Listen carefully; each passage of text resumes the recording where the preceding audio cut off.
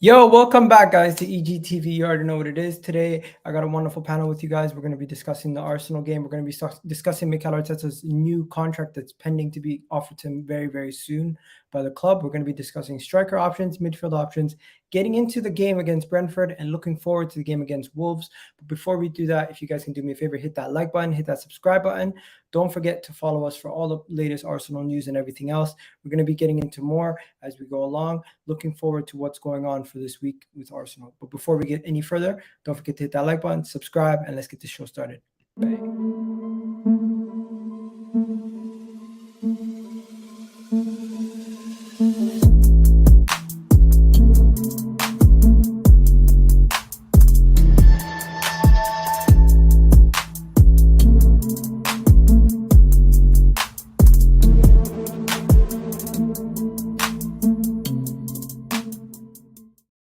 How's everybody doing? Hopefully everybody's well. We got Femi here with me, first time in a long time. How you doing, Femi? Good, man. Pretty good. How are you? Doing well. We got Colleen and Saeed back after the first show went so well. They wanted to come back. They absolutely love the conversation. And you know what? I know you got a lot to say, Colleen, so I'm going to let you go first. By the way, predicted the lineup to a T. You know Arsenal better than me, clearly. But yeah, what are you saying? Cedric came in as I thought he would, and he did well. Do you know what? I think he gets a lot of stick, to be fair, and rightly so. He's not a Tomiyasu. He's not, he's not your high quality right back. But against your Brentfords, your Wolves, he puts a shift in. He does a good job, and the numbers proved it over the past 2 games. So credit to him. He must know that he's second fiddle. He's kind of playing really for either a transfer or trying to get into the team really if he wants to be competitive. And you can't knock him. There you go. And Saeed, how you doing after the win against Brentford and John Moss's antics? I'm buzzing, man. I'm buzzing. That was the best game we've ever played under Arteta, in my view. We completely dominated everything. So big credit. I think, apart from the first half of, I think the Tottenham game a few months ago, that was the best I've ever seen Arsenal in the last few years.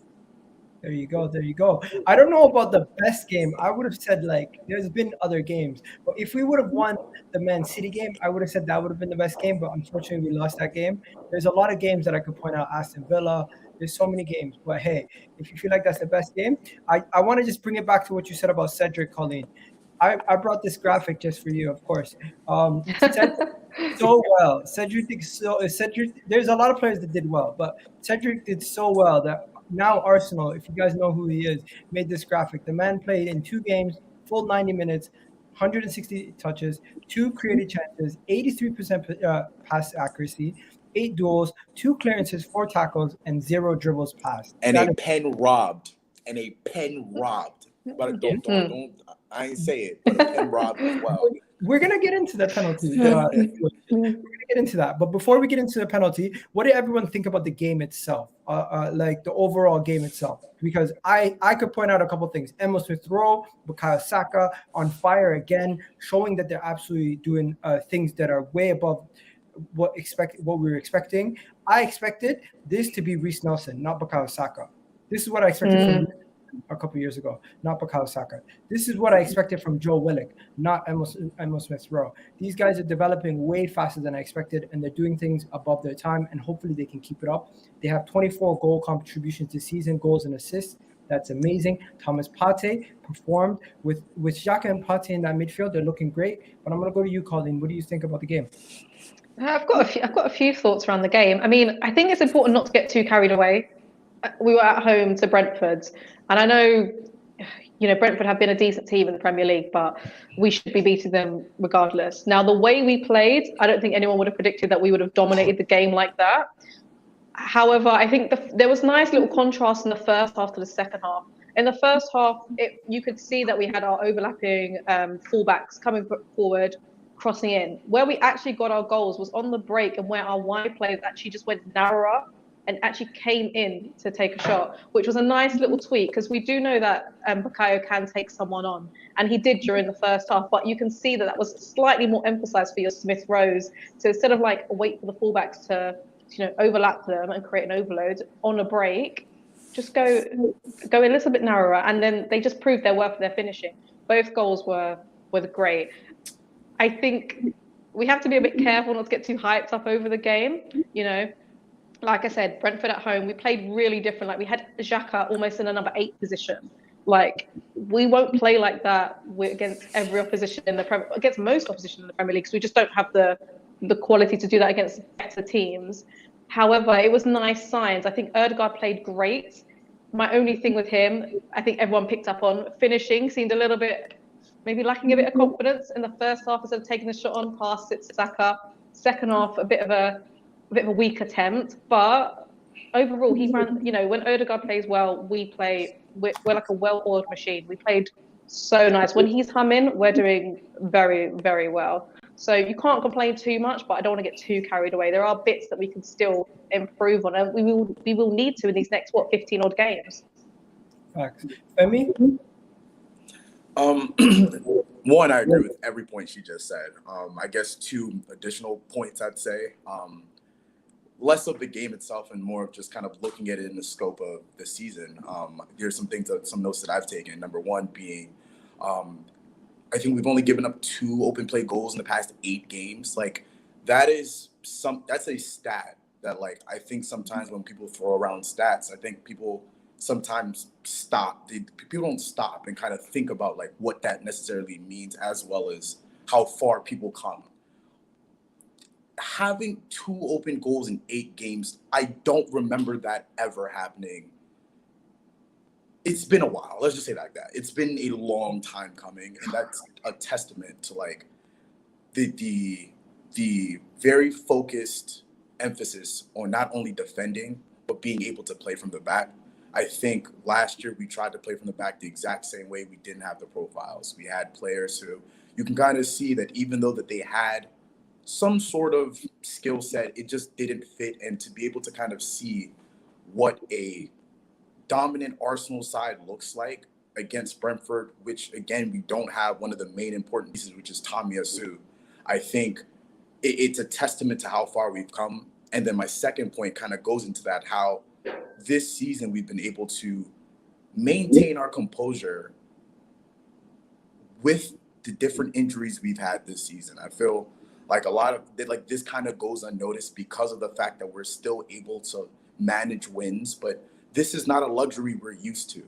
If Kieran Tierney's out, more likely than not, we are not playing well. Even if we scrap a win, we are not playing well. The same is happening with Granit. Xhaka goes down.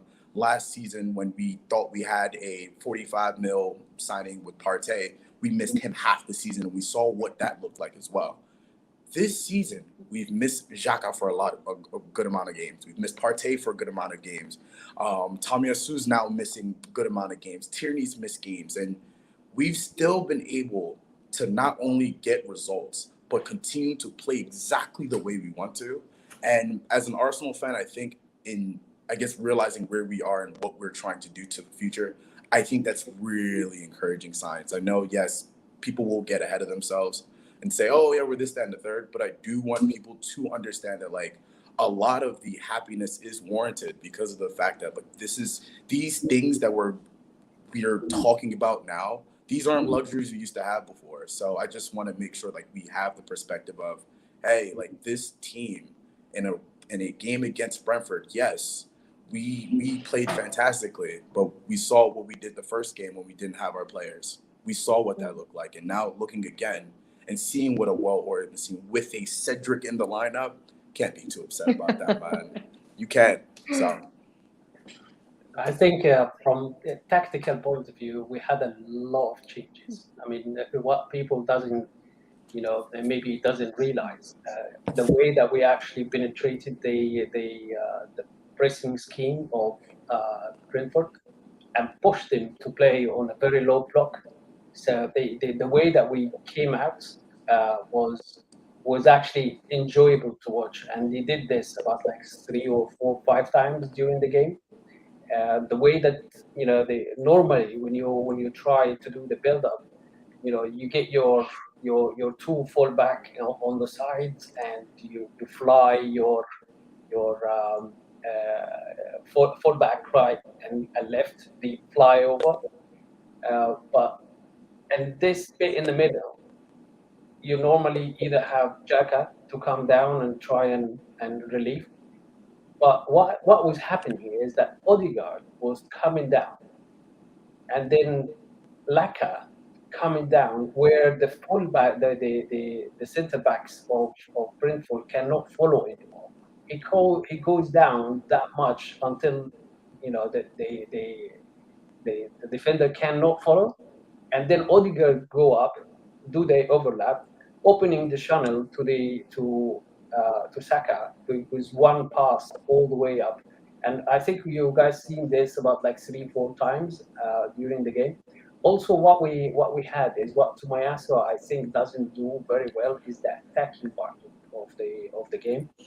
I think Cedric did really well in that regard. We formed some kind of triangles, overloading the channels and basically the flanks.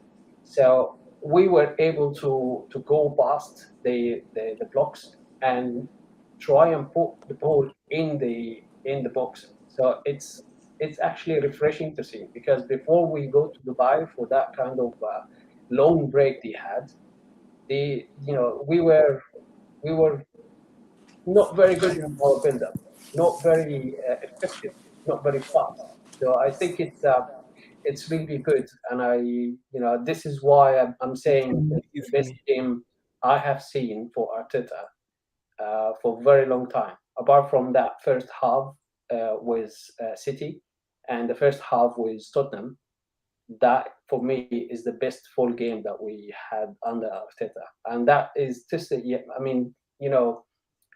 that basically complement the way that the players are developing, actually. So I think I'm very happy with what happened in the game.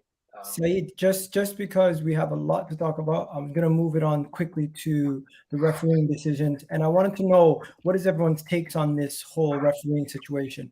Now, I have a couple things to show you. A lot of people make fun of me for this, but I have a full-on diagram to show you guys of refereeing decisions that has gone against us this season and how obscene it is. These are the Premier League statistics on refereeing decisions this season. And as you can see, Arsenal have committed the least fouls and have the most red cards. You have 8 red cards to 550, close to 550 fouls committed, in comparison to the next closest team, who has 7 red cards in Brighton, who've committed over 100 more fouls than us.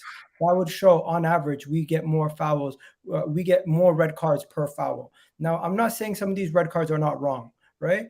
But next, you look at the actual decisions this game that we had in this game, with the handball in the 37th minute, the foul on Ben White in the 12th or 13th minute, Lacazette completely getting taken out in the box. And you can clearly see the referee seemed happy at halftime. I know that has nothing to do with it. Maybe he's just smiling, but I'm reading into it. Yeah. So I'm gonna lay it down and I'm gonna hand it over to you, Colleen. Thoughts on the refereeing decisions? Am I getting a little bit carried away? Are Arsenal fans right to be angry about the refereeing decisions? And could this be something that affects our top 4 hopes?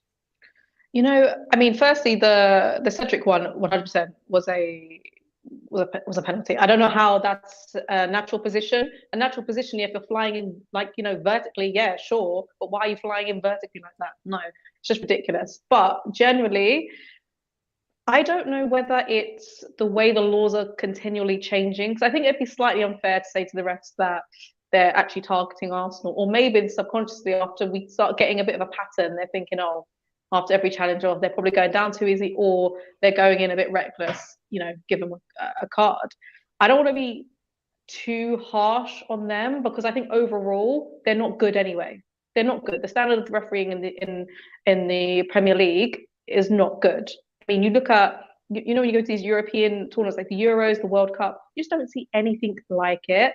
So a part of me is thinking, is it the way they're interpreting these laws, or the way they're trying to protect each other over when it comes to reviewing things on VAR? Because at the end of the day, VAR is just a video. It's a person behind that. So are they protecting each other? Are they starting to are we starting to get a name for ourselves? I don't think it's a vendetta against Arsenal per se. They're not going out and saying it's Arsenal. Yeah, da, da, da, da. But I do think with the way we've been playing and all these things that have been happening, they're kind of starting to not give us the benefit of the doubt, if you like. And but some of them have been ridiculous. It's like with Martinelli, like that one was you just never see that. But of course, it would happen with Arsenal. Do you know what I mean? So I do think we should have had a couple there. I mean, I think the Lacazette one, he comes in from behind. I just don't understand why they're like, no, I would like to hear why they're making their decisions, because I just don't get it.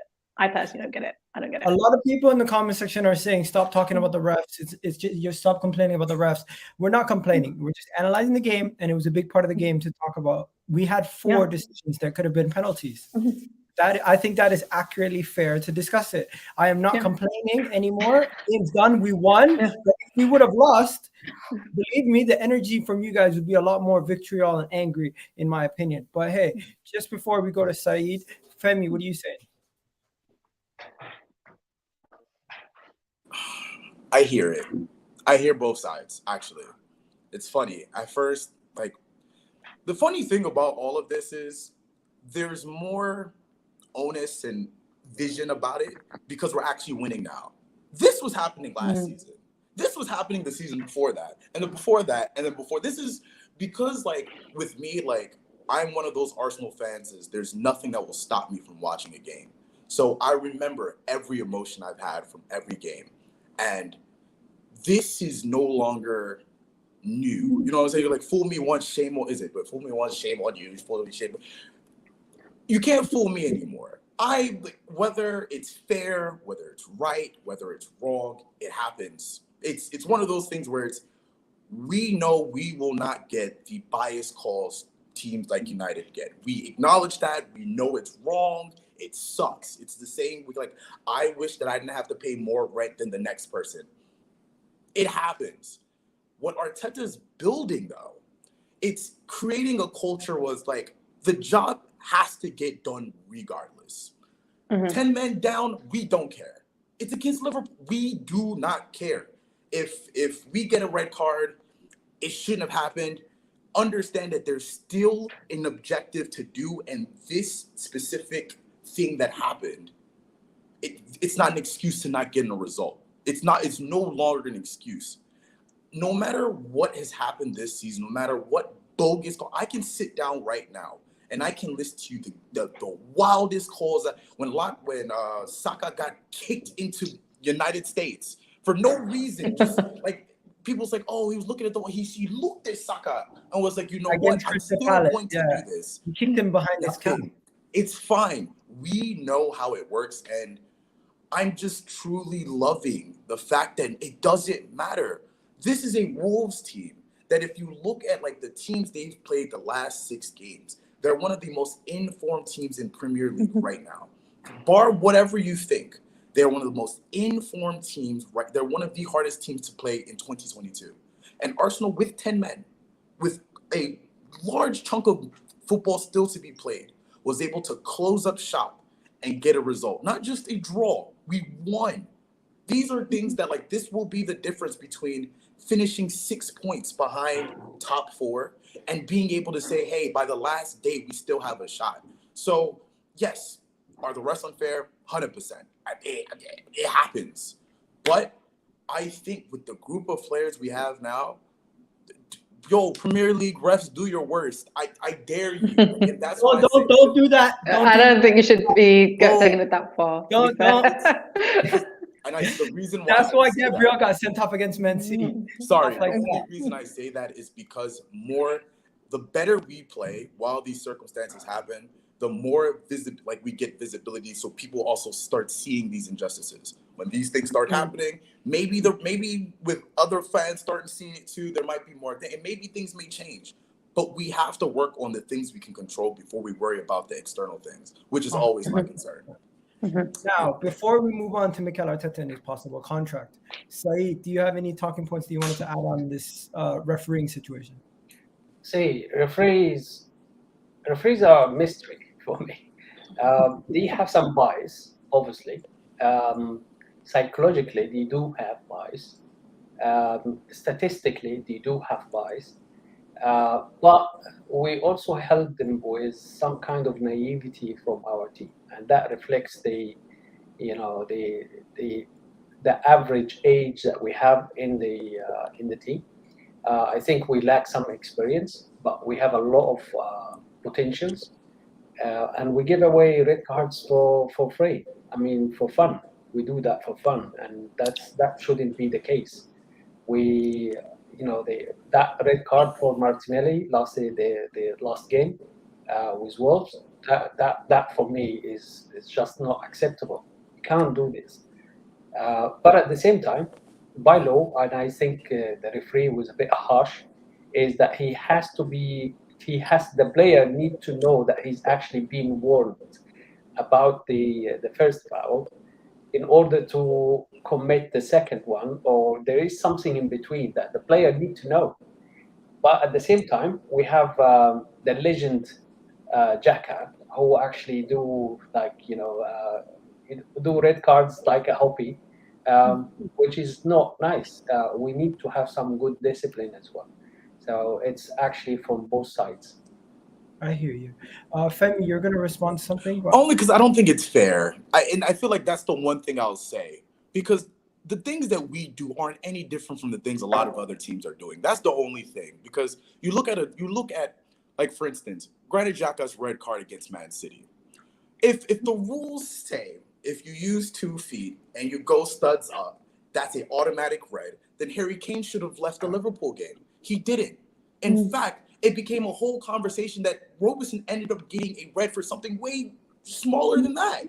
It's just, again, like, I understand the aspect. There's no consistency. I understand the aspect of, I would say, like, you shouldn't do stupid things, I guess. But in the pace in which Premier League football is played, I don't think it's a thought that, like, okay, I'm going to do something stupid. I just think that certain players get luxuries to be able to express themselves a bit more than us. And I don't like that. Like, if someone like Scott McTominay can express himself as a physical, ball-winning midfielder, and he gets away with 6, 7, 8 fouls, then I don't think it's fair that someone who doesn't. Game. That was embarrassing. You know what I'm saying? It's like, then I don't think it's fair then that Granit Xhaka, who's not as physical, being penalized more than. If we're playing in the same league, then let the standards be the same. That's all. If it's one way for one person, then let it be for all of us, or let it be close. It doesn't have to be the same, but let it. That's more so what I'm saying. It's like there's no reason. I was gonna wrap it up here, but Colleen, did you want to respond to Femi quickly? Or No, I'm on the same page. Okay, fair. I think a lot of people in the comment section completely disagree with us. They're saying referees love Arsenal red cards convincingly. Kareen had some stuff to say. The referees, that's enough, man. Excusing when they lose. And but then, we won. Yeah, and then someone's responding back. There you go. And then we have another person here saying, Iga, come on, you always talk about referees. Stop complaining. I'm not complaining. I'm showing you guys the inconsistencies. When I bring statistics and I say this is the statistics for the red cards, 2 fouls this season, and it shows a blatant inconsistency in how often you get fouls, 2 red cards, makes no sense to me. But hey, I just don't think I just don't understand the logic. If Arsenal fans believe that, like, if any other club in Premier League watched their team have 4 potential pens and none was given, why, as a fan, would I not complain? Femi, we have to stop.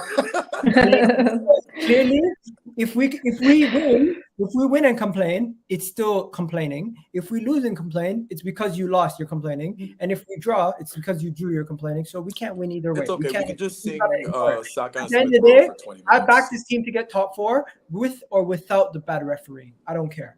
That's for me. That's what it is. Yeah, I want to answer Will Davis because he's asking why I have United shirts on the wall. Yeah. Well, I used to work for United, and they used to hate me for on Arsenal their game day. So the black one is actually signed from the entire team as a thank you for my last day at work, and the red one is signed from Mourinho. So that's why I have them on the wall.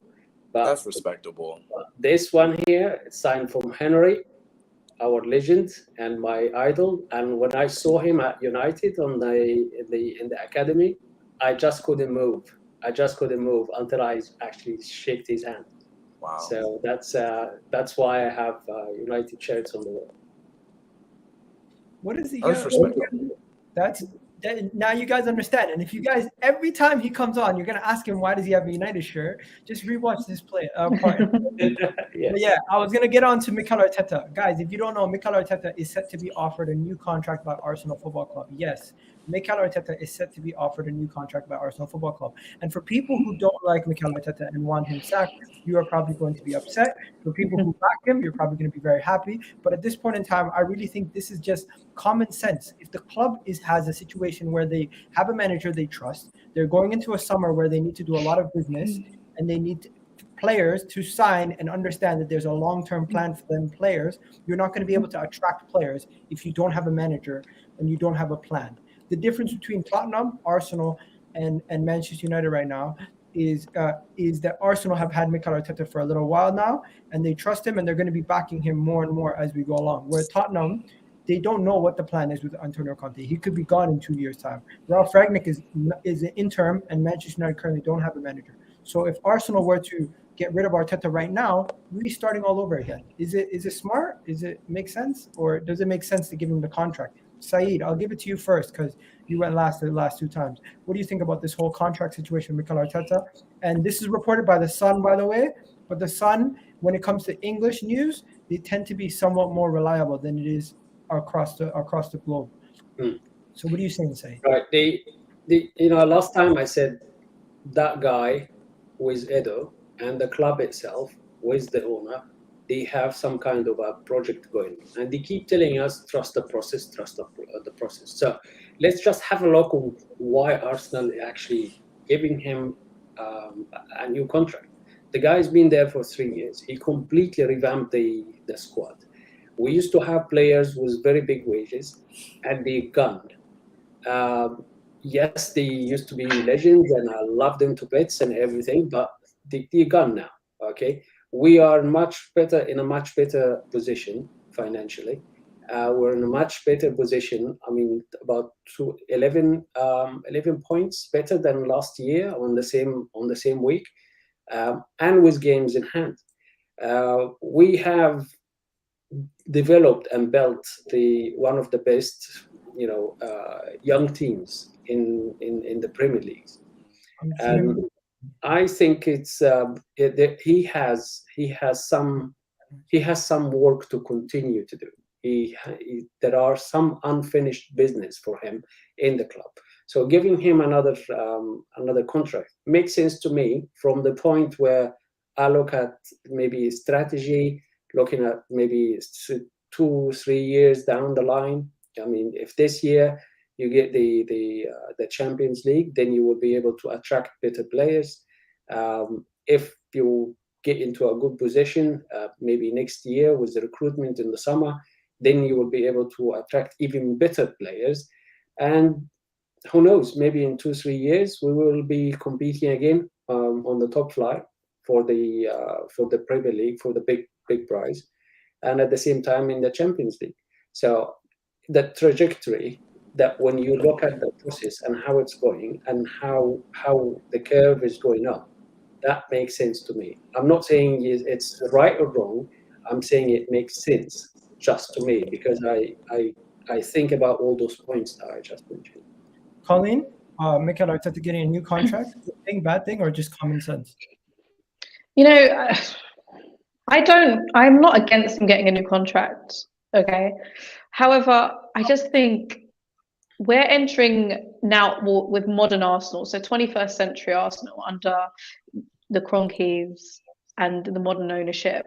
We're entering an unknown a little bit with them because we've never really been in this kind of cycle where we're reviewing managers and when we're thinking, okay, should we move them on? Should we bring someone in? Is this project not working? I mean, we had, obviously, as everyone knows, we've had Arsene for a very long period of time.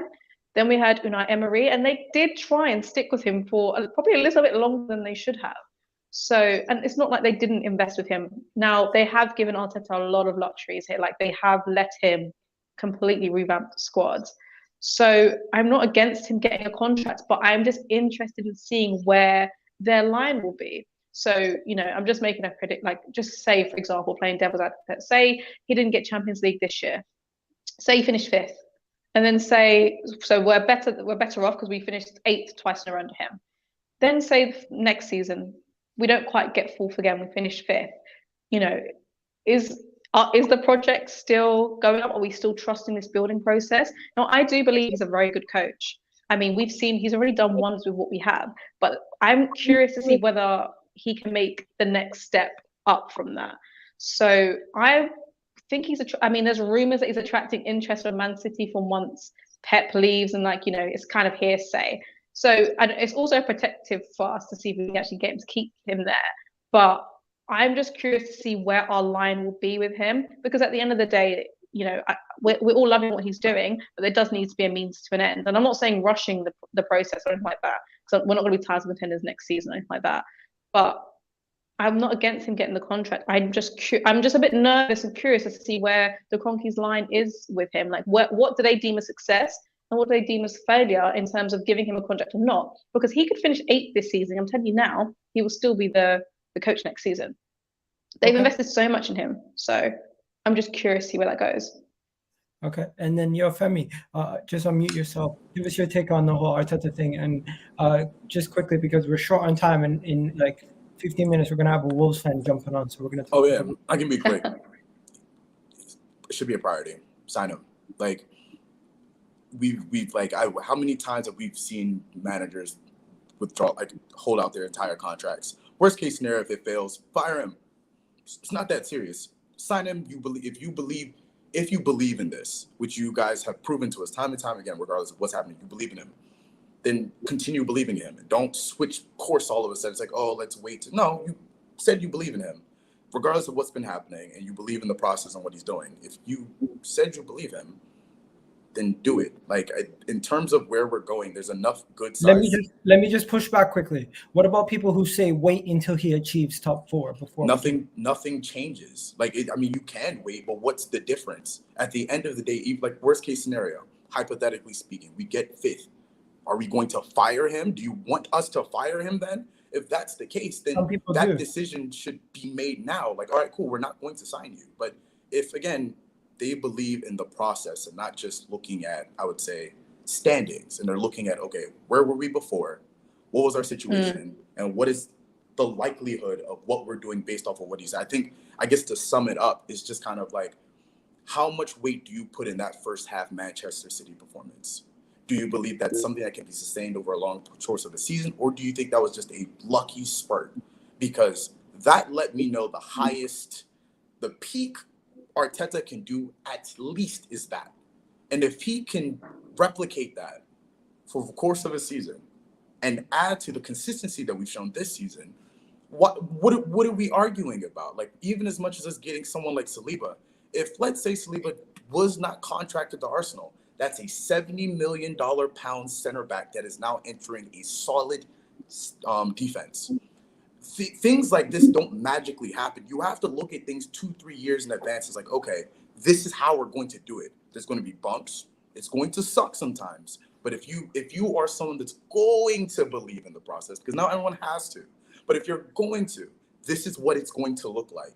And people like me is like, all right, cool, show me. And if he can't get us over, because for me, my expectations, I want to see a Premier League title.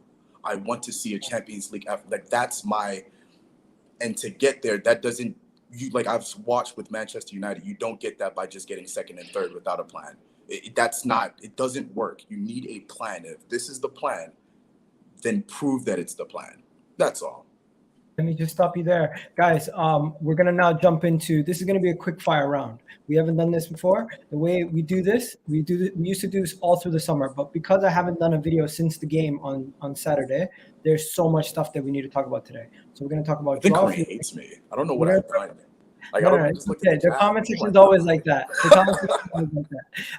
First things first, we're going to be talking about Fabian Ruiz. We're going to be talking about Paul Pogba. We're going to be talking about João Félix. We're going to be talking about all these guys. So the way I'm going to do it is, everyone in the comment section is going to be putting up a thumbs up or a thumbs down, depending on if you think the player is a good signing or a bad signing. And when I throw it over to you, what I want to know is if you think it's a realistic signing and if you would sign the player or not. Okay, so even if you don't think the unrealistic signing, you can still tell us if you would prefer not to, or if you think the player would fit in. So the first player that we're going to be discussing is Fabian Ruiz. If you guys know who Fabian Ruiz is, he's a Napoli midfielder. He is, I'm pretty sure he's 24 years old, if I'm not mistaken, Fabian Ruiz. And he is Spanish international. He currently is left-footed. He could play as a midfield replacement for Granit Xhaka, in my opinion, in the way that we currently play. He would fit in that position as an 8, and he would push Partey deeper. He's 25 years old, Spanish international, has played for Napoli over a couple of years, and he has a contract situation where he could be leaving very, very soon, and we'd be able to get him for around £16 million.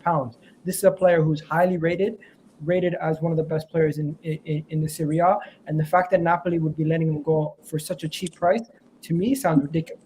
There's also teams like Barcelona and Real Madrid are also currently after the player. For me, it's a no-brainer. If we can get him for 16, 20 million, I'll take him like that. And I think the style of play of the player, you need to know he's a left-footed, versatile midfielder who can play in a double pivot, who can play in a single pivot, in a midfield 3, and he's also played higher up the pitch in the number 10 position before also. So he's very versatile, and I think he would be looked at as like a taller version of a Santi Cazorla almost, with his close control and touch and his ability. And I've even heard some people compare him to the likes of Paul Pogba, but I don't think he's that type of player. He's more of a guy who can do everything. He's just an industrial 8. But what do you guys think? I don't know if you know too much about the player or not, but I'll let you go first, Saeed. Thumbs up? Yeah, thumbs up. I think he's a good fit for us in a position that we really need some good players in. I mean, the midfield for us is where we need some really good players. Okay. What about yourself, Colleen? Have you heard of Fabian Ruiz? It's realistic, and he's a good player for that price. Yes, no brainer. Simple as that. If we can, why not? I think it's low risk. At that price, it's too good to be true. Yeah, it's a steal. Yeah. Too simple, right, Femi? Yeah. I've not watched one game of this guy, but for that price, I mean, it sounds like low risk, like it's like low ceiling, low. Why not? Especially if we don't blow the bag on a center mid this season, then yeah, might as well. But I still want us to blow the bag on a midfielder. I really want us to blow a bag on a mid. Like, I'm a big guy of like midfielders wins games and they win leagues. I think that's where we should really invest. But that's just me. I'm deluded apparently. I'm gonna move on to the next one. Just to let you guys know, this could be the end of Nicolas Pepe. Rapinha. Rapinha has been linked to Arsenal today. Reports saying Chelsea, Arsenal, Manchester United, and Liverpool are all after Rapinha over the past couple of years. Those are the teams that have been after him. And today, with Arsenal being another team looking at Rapinha, the Leeds midfielder, in my opinion, is probably one of the best players outside of the original top 6.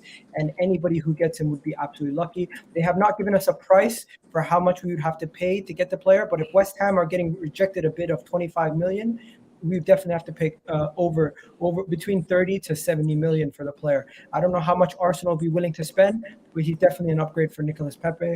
I personally would take Rapinha any day of the week. I think Bukayo Saka playing and being the only good option on the right at this moment is a problem. And Pepe, long term, I don't think he's going to have a successful career at Arsenal. I think he's going to have to be moved on eventually. I would take him, but the price is the main point. How much will he cost? You were putting a thumbs down, Femi. What were you going to say? Yeah, no. He's probably going to be too priced. He's probably going to get priced out because of how good he's been playing this season. And if you look at the priority, like me, I'm very big on priority. Right now, we need 1, if not 2 strikers. We need a midfielder, and we need a backup right back. If we don't get those things, in especially Rev Europe, we're probably also going to need a left-footed backup center back as well. These are all in front of the list before I'm thinking of getting a player like Rapinha. I love him. Let me just stop you. 50 million is the price Chelsea have been told. Nope, I'm good. Unless we're ready to blow 250 mil no, I'm okay. It's okay. So that's a no for Rapinha for you, Colleen? I like him.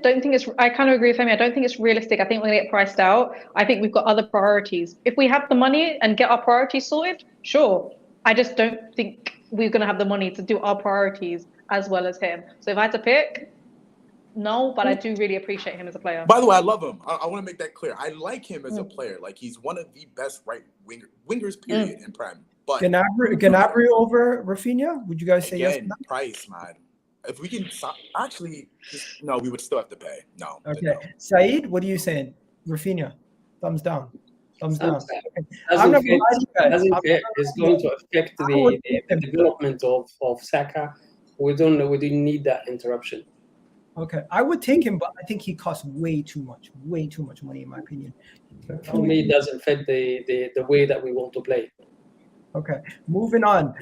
This one here is going to divide opinion. Paul Pogba, free transfer from Manchester United. Thumbs up, thumbs down. He's not going to cost you much, but he's going to cost you a lot of money on wages. He's going to cost you at least minimum, I would say maybe 300 to 400K per week. That's the kind of money he's on at Manchester United. And I don't think Arsenal would be ever willing to pay that type of money. For me, it's a big thumbs down. I think... Where would he play next to Thomas Partey? I don't think it would even suit the way we play. And I think the fact is, Pogba, amazing player, amazing quality player, way better than the majority of the midfielders we have. But I don't think the wages and the player would fit at Arsenal. I personally don't think it would fit. I don't think it would be successful. And I think we'll find ourselves in another Aubameyang or Ozil situation and he'll be maybe forced out the team in the future. So I don't want to see that. Femi, you seem to disagree. Whoa, yeah, no, I'm the hugest Paul Pogba fan. Like, so I'm very big on center mid wins titles. That's me. And yes, we could, But what about the wages? What about we cleared out so much that's not even a conversation for us anymore. Like, again, if we're going to, laud them for, because I think that's the thing. Like, we don't want to be a club. What about his agent? Again, we don't want to be a club where our wages are literally where it is right now. What we did was we cleared it out so people who do deserve those contracts get those contracts. And people who like Bukayo, Saka, and Martinelli, if they want extensions, we can offer them the money they want without them having to feel like they can get priced out. So it's a thumbs up for Pogba, but is it realistic?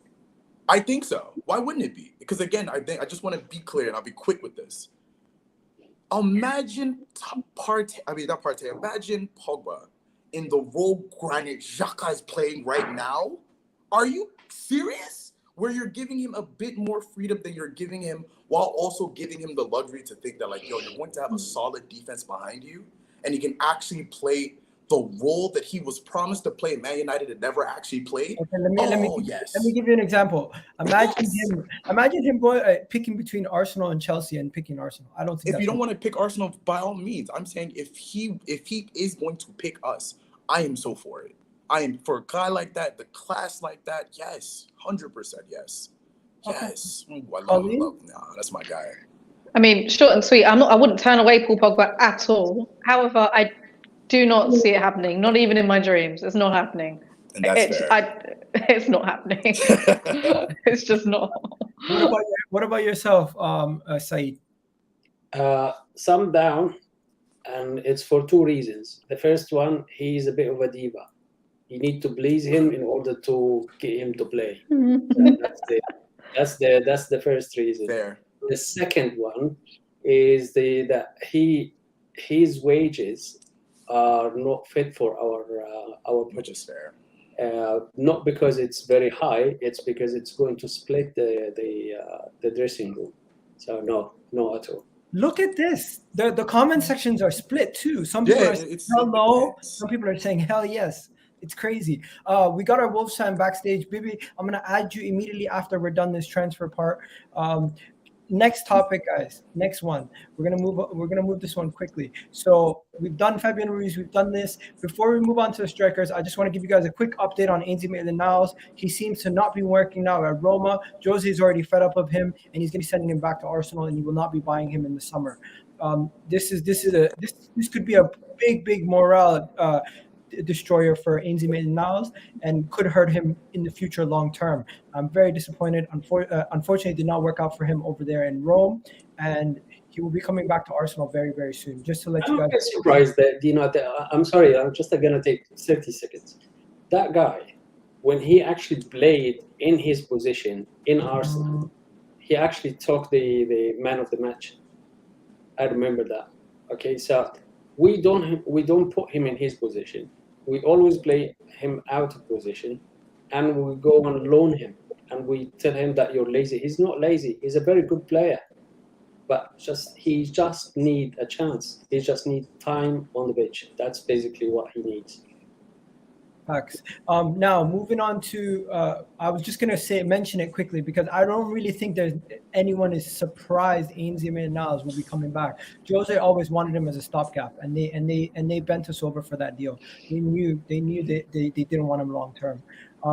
Who will Arsenal sign as a striker? There's a question in the polls, guys. Everybody knows the three players that we're going to be talking about. We're going to be talking about Alvaro Morata, we're going to be talking about João Félix, and we're going to be talking about Jonathan David. But before we go in order, at this moment in time, 120 people have voted, and 38% currently have Jonathan David first.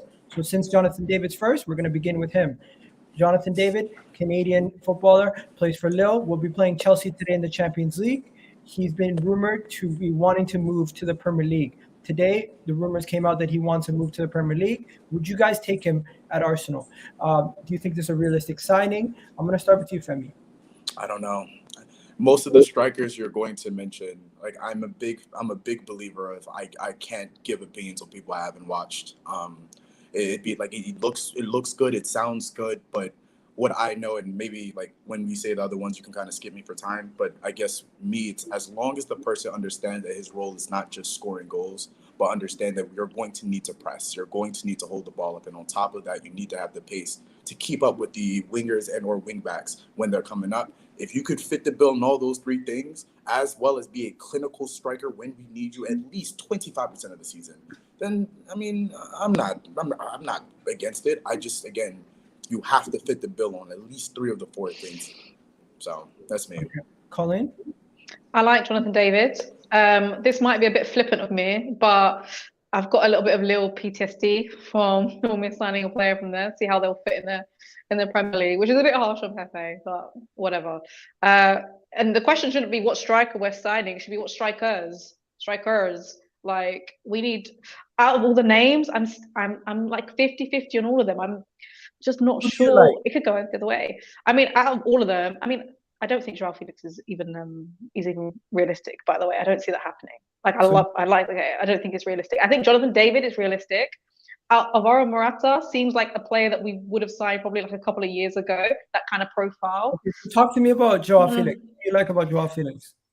I mean, well, I don't really like him much under at Atleti, to be honest with you. We're going back to really when he was playing back in Portugal. He's a lovely footballer, the way he passes the ball. I don't know whether he would actually. I think Arteta could probably get a tune out of him, if I'm honest with you. He doesn't play. I don't know if he would be able to do the pressing in like the defense way, because the way he plays that under Simeone it's not really playing to his strengths. He doesn't seem to be playing that great, in my opinion. He's kind of someone, he kind of needs that free role, but he's a very, very nice player. If you get him ticking, he's a very good player. They paid like crazy money for him. They're going to want to recoup a lot of that. We ain't paying that, so I just think that's unrealistic. Morata, I'm not a big fan of him, but he seems to be that kind of player that seems to manage to just get these big clubs everywhere he goes. I don't think if we had him, he'd have to be like a plan B or C. Like, for me, I don't really rate him as a plan A. Jonathan David would be my first choice, but again, none of these players are screaming out to me that they would slot in straight away and just have a great impact immediately. I think they're all kind of risky, if I'm honest with you. All right, Saeed, just before we go, out of the 3 names, who would you prefer? Jonathan David, João Félix, or obviously Morata? And who's the most realistic one for you? I think David would be the most realistic, and that's not because the other names are not very good. They are great players, but you need to fit the player into the team. And the way that we want to play, we need a false 9, and we need another striker that actually can be an anchor. So you can have that kind of flexibility in the style of play. So if you would like to have a false 9, like someone like who actually can keep the ball, distribute, do the pressing very well, and get back to help the midfield, that's the player that you want. Because what you really want is that to get the 2 wingers, like someone like Saka and Martinelli or Smith Rowe out there to actually attack the box and score for you. So that's what you want. So if any of the three players can fit this kind of criteria, then I'm all for it. If it doesn't, then he has no place. The other profile that we want is maybe just for the flexibility of the style of play. If we want to change that style of play and play with an anchor striker plus someone like who's like a very physical player, tall, he can do headers and stuff like that, then we can have a variety on the way that we want to play. What's good, Pepe? So now we're going to be moving on to the Wolves game, and we got a Wolves fan here, my guy, Pepe. How you doing, bro? Yeah, not too bad. How are you, bro? Doing well. After we last met, you went on and beat, who was it? Tottenham, and you beat, who was it? Leicester? Yeah, I'll tell you what, though. It's always nice beating Spurs, isn't it? It's really nice. It is. You guys took out your frustrations. Let me ask you, is your team actually very hyped up for this game after the way we celebrated against you guys last time? I think it's all media talk, to be honest with you, more than anything. To be fair, I think it's a simple case of the players just need to try. I think our players basically just need to try and find motivation. And if that motivation is the Arsenal players celebrating like they should at the end of a match, then so be it. But I just think some of, even from like a Wolves standpoint, I looked at it and I've seen it come out in the press, and for me, it just seemed a bit sour grapes from our players. I mean, it was like Arsenal have come here in a game where there was very few chances. It was going to take one opportunity and one mistake from either team for the game to be decided. And that's just pretty simple what happened. And to be honest, I think it's just fair, to be honest. No complaints from me. Josh got me insecure thinking I look like a turtle. What do you mean by that? Anyway. I like this guy. Anyways, yeah. No, but yo, they Wolves fans hate him. They're like, yo, he's so negative. They hate you. Oh, mate. Oh, it's brilliant. It's quite funny. Nah, it's one of them. I'm used to it at this point, to be fair. Okay. Just before we get into that, I'm just going to ask the Arsenal boys, who is going to start? Emile Smith-Rowe or Martinelli? Who are we picking? I did a poll. Over 1,000 people voted, and they all said, majority said Emile Smith-Rowe over Pepe and thing. And on the right-hand flank, I left it open in case Colleen wants to start. So I'll give you first, Colleen. Are you going to play Cedric, or are you going to play Emile Smith-Rowe or Gabriel or Pepe? I mean, I don't think Cedric deserves to be dropped, but I think it's time for Tommy to come back in at right back, to be fair. It would be a bit harsh on him because he's played great the past two games. He played great against Wolves, even when we had 10 men, but Tommy's got to come back in for me.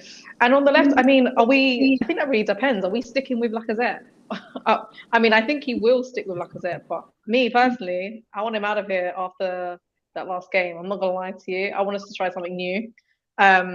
Personally, but if we're talking about the left, I think it'll be Smith-Rowe because he just can't stop scoring off the bench. You've just got to get that. You want to go with? Is that what I mean, I'm not saying like I would like that would be my first pick. I think Lacazette probably should lead the line. However, I'm not impressed with him, and I'm open to innovation and trying something new. They've been talking about trying Martinelli as a false nine. Even Arteta was talking about Smith-Rowe as a false nine in one of his interviews the other day. I'm not saying he's going to do that, but I don't think Lacazette has performed very well, to be honest with you, especially in our last game. I'm just getting a bit fed up, and I do like Lacazette. I do think he'll start him, but I'm open to a bit of change. Okay. Just before we go to everybody else, Saeed, who are you starting in that left wing spot? Smith-Rowe or Pepe? Smith-Rowe, of course. I meant Gabriel Martinelli. I don't know why I said Pepe. Sorry, he's also an option, of course. I'll tell you why I need to start him. It's just because he just performed one of his best games. I wouldn't take him out. Okay, just keep the guy because he's just in a row, and he's got that confidence bumped up, and he actually can penetrate and go through. Martinelli, too many touches, going around so much and keep the ball too much for no reason. For me, Smith-Rowe is one of the best ball carrier in the Premier League, and I really like him in that position. So I would keep him. On the full back right, I would bring in Tomiyasu, just because Wolves are not Watford, and they will try to penetrate us. So I think it's better to stick with Tomiyasu over Suarez, just because we're not gonna be attacking the whole time, just like the last game. There you go. And Femi, just before you go, I'm just going to show the Wolves team quickly. This is what the Wolves team is going to look like. Most likely, it's going to be a back three with Saiz, Cody, Killerman. You're going to have Semedo, Doherty, Neves, Matinho, Marcelo, and then Prudence and Jimenez. I don't think Pedro Neto is going to start. Am I right, Pepe? Yeah, he's only just come back after 10 months out. I think the only difference in that team is probably not going to be Marcel at left back. It's probably going to be Aït-Nouri. Other than that, it's probably going to look... it's more than likely probably going to look that, to be honest with you. There you go. And Femi, what are you saying? Talk to me. What do you think about the lineups? I'm a big statistics guy. I'm under the same thinking that I'm okay with, like, trying something new, but after this game, we have Watford, and then after that, we have Leicester. I think if we are going to experiment, I do think that we should experiment with a team that isn't as defensively as solid as Wolves. Wolves will be tough, and I hope people understand. I've been really high on them this season. It's not by luck. It's not by chance. If you see the way they play from the back, you see how fluid their passing is. Again, when you watch them, it's like everyone knows what they're supposed to be doing. So I see Lacazette starting up top. I think Smith Rowe has to start only because I'm just going off of patterns. When Tavares was in because of Tierney and he played well, and Tierney came back, what happened? Tavares kept playing. Same thing happened with I forgot who. It was someone else. It was like, no, it's literally how Martinelli got to start getting games in. It was because ESR was playing and he was still playing well. I think he got injured. Martinelli came in. ESR came back, but it was like, well, let's kind of ride this out until you finish with it. And I like that culture. It's like it makes our players realize that, like, hey, you're going with ESR, am I right? When it's my turn, take your chance, because it's not going your spot can go like that, and I love that. So keep the same up top, but ESR and bring Tomiyasu, because I can't wait for us to win 1-0. Don't forget before you go, Saeed, I want to show you guys some stuff. We have no players injured at this moment in time. That is the second time this has happened in 2 years. It might have something to do with the fact that we play less games, but I'm very impressed. Congratulations to our medical staff. We don't have, and our squad's like this thin as well. So, so knock on wood, it doesn't happen. But this is very impressive, in my opinion. Continue. What were you gonna say, Saeed? Yeah, I just wanted to say that Smith Rowe is your top scorer. So he shouldn't be on the bench.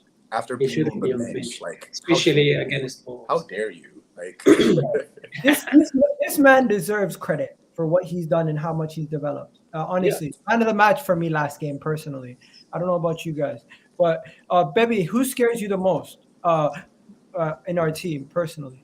The last time. You guys are probably going to laugh after the game that we played against you. Lacazette was absolutely unbelievable. Lacazette does worry me a little bit up front. Again, Connor Cody in a 1v1 defensive position is probably not his strongest point, but he gives me nightmares, to be honest. Martinelli, to be fair, before obviously the incident, he really kind of impressed. But I just think that it's going to be mainly those two players. I can't see the game being any different to what the game was at Molineux. It's going to be a game of like one or two opportunities, and it's like if you switch off for one moment, you're going to be 1-0 down, and you're not going to get that goal back. Because it's just a game of both teams defensively solid, both teams know their role, both teams can play as a team. In terms of going forward, I think that's kind of where our problems lie. We don't score enough goals. We create opportunities, but we just don't put them away. Arsenal create opportunities, but the amount of sitters that are missed just in general has just been their biggest downfall. And that's probably the reason why you're not higher up in the league. But I just think it's going to be a game of like one or two opportunities, and it's a case of whoever can take the chances. I understand that. I'm just going to show this. This was the poll. Over 1,100 people voted, and 55% was Emile Smith Rowe. Miguel, you said people don't like this guy? It's like he's going to be my best friend. I like this guy. I really do like this guy. I love it. I like this guy. No. Wolves fans. Oh, they hate me. Absolutely hate me. They think he's the league. Fans Listen, I'll give you.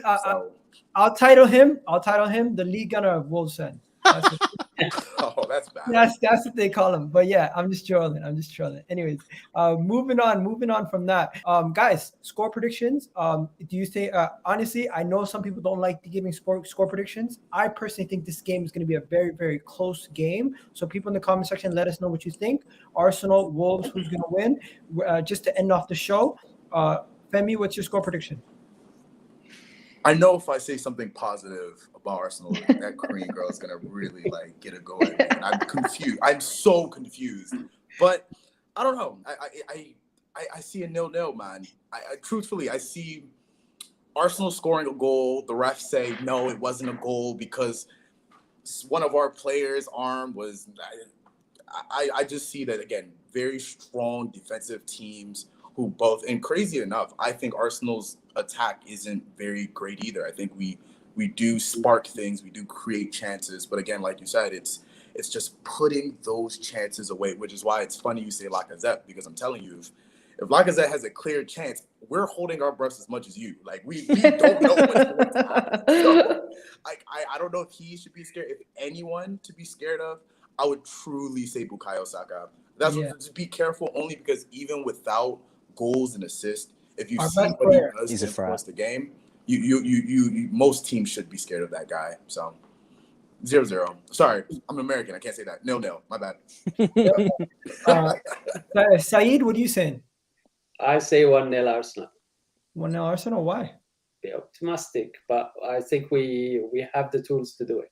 We have a good defense, and we can take chances. There you go. Pepe, just before we go, thank you very much, Harper, mate. That's a nice little comment. That no, I'd probably.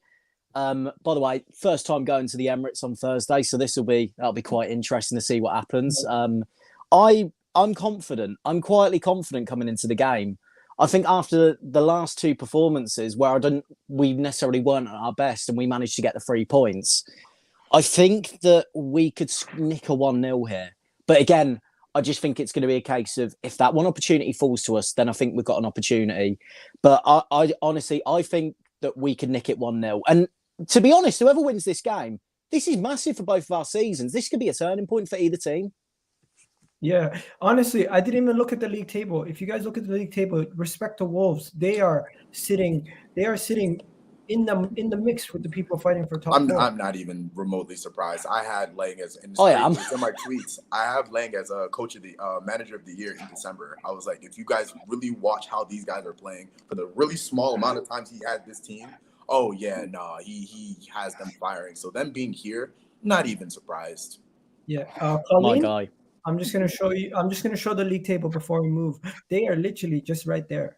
They're right there, and they got games in hand too. They got 2 games in hand also. So it's like to be 7th when Nuno had them in relegation almost, pretty crazy. That looks good, especially like after going down 10 men. That winning that game 1-0, being able to close up shop might actually be the difference this season. Like people don't like looking at things like that, but if it's not Ramsdale signing of the season, their goalkeeper is probably signing of the season.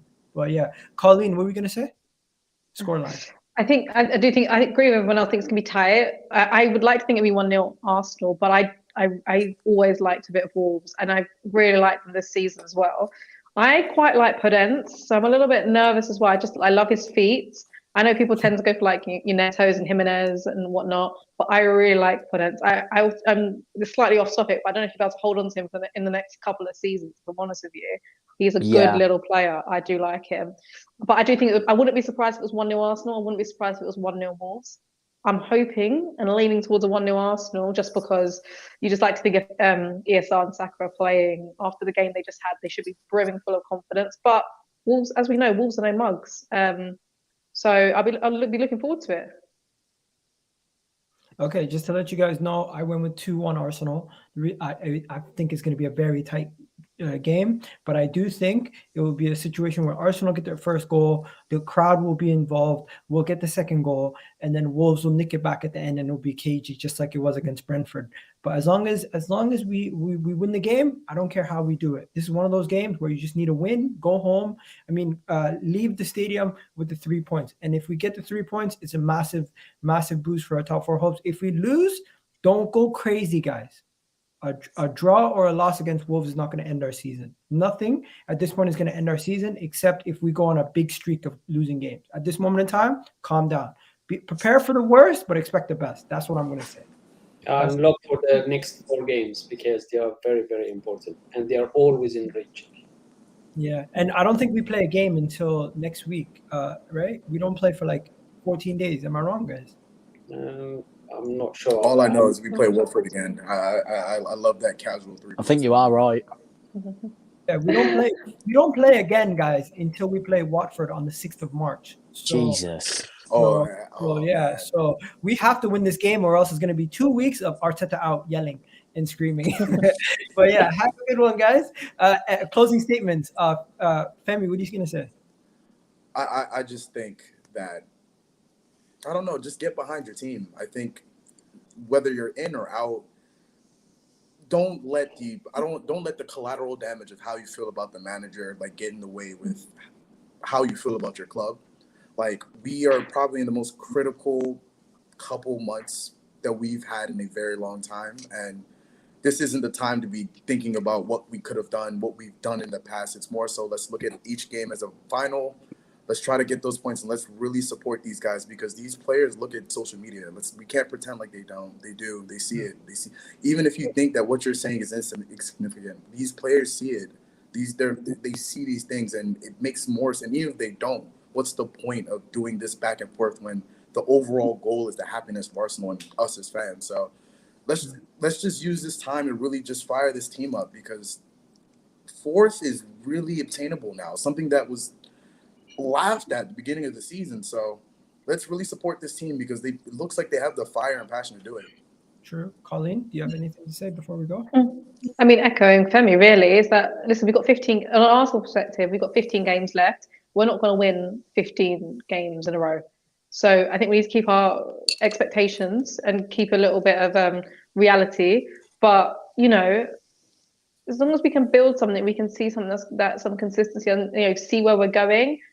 I think we should be right behind. I mean, everyone at this point, even like on a Wolves perspective, or whether you're a Liverpool fan, Chelsea, whatever, at this stage of the season, even if your team like loses a game, you've got to get straight back behind them because there's no time for negativity and start spiraling out because everyone's got so much to play for. I mean, look at Wolves, how high up they are. If they lose this game, do you think they're just going to start spiraling out of it as well? Obviously we have different expectations of what we want. Well, they could, but you'd like to think not. I think there's no time to be negative, like overly negative. We've just got to, if we lose or anything like that, we've just got to take the criticism and keep moving. Big up, AK. Thank you for the compliment, my guy. Bibi, what are you going to say before you go?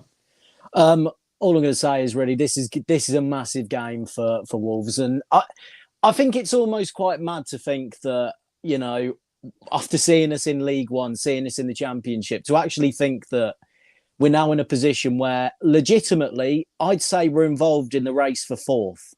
To actually think about that from like a Wolves perspective is absolutely mental.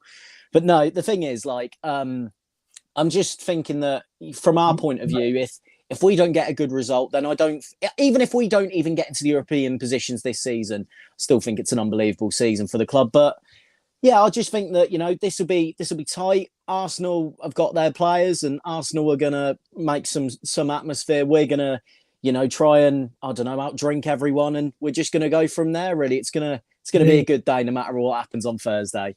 There you go. Saeed? I'm just going to echo Colin and Femi because I think it's if we lose, it's not the end of the game of the world, and we probably going to pick up again and try and win again. We're still in the European places race.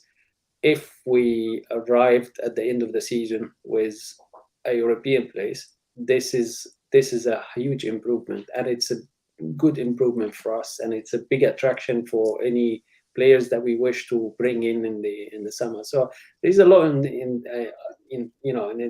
stake, but I think it's I think we just need to just keep supporting the guys because that's what we are. We call ourselves supporters and fans, so that's our job.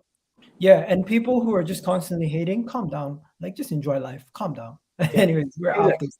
Yeah, I want to say this really quick. I think every team in the top 4 are gunning for 70 points. I think that's what the thought process. I don't think as fans they're going to get it.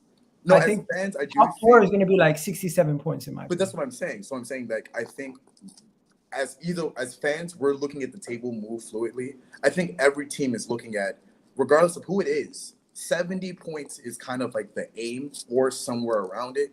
And even if you lose, just remember, okay, we can pick it up somewhere else. Just try to do it as much as you can. So may the best 70 team win. Remember, if you win your games, Thank you, everyone, for coming on.